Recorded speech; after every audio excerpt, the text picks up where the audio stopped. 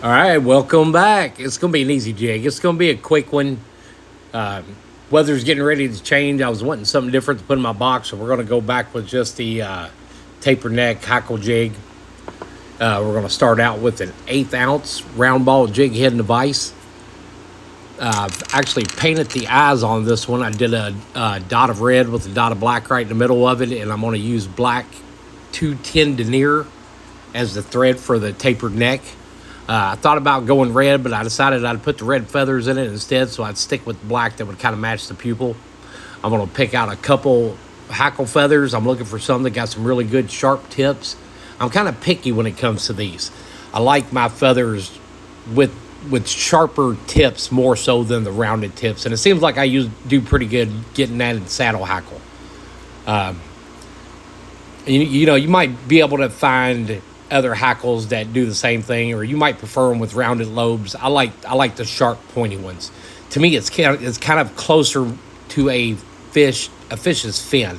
If they're looking at it from underneath, it might still have that profile of the fins, you know, sticking off to the side as the fish is trying to keep itself in the water column. And that is the reason why I try to find the sharpest tips on hackle feathers that I can.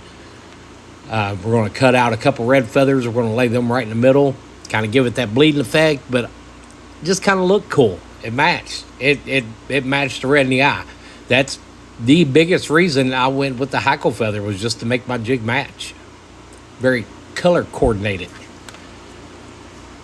But it looks cool. I like the way it looks. But it could give it that bleeding look effect. You know, maybe it does, maybe it don't. It'll look cool. And I would suggest that, you know, your tying jig, tie something that's pleasing to your eye, something you want to see, something you want to fish with, just because it's kind of cool looking. And these colors just kind of came together. I had a chartreuse painted jig head laying here on the table. I was playing around with some of the paints that I used to put the eyes on with.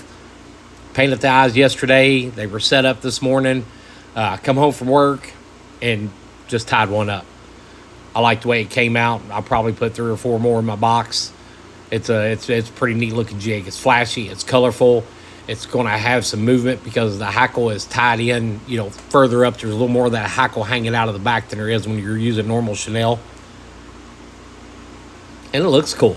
Tell me what you think. Do you tie them because you think they look cool? Are you going after specific fish color patterns? You know, I do both. I'll do some that look like minnows, some that look like bluegills, some that look like they're bleeding, some that are all silver.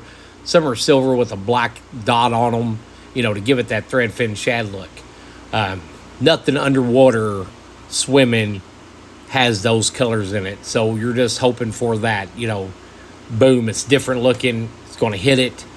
And that's all I was going for on this. It just looked kind of cool. I wanted to see how it came out. I was very happy with it.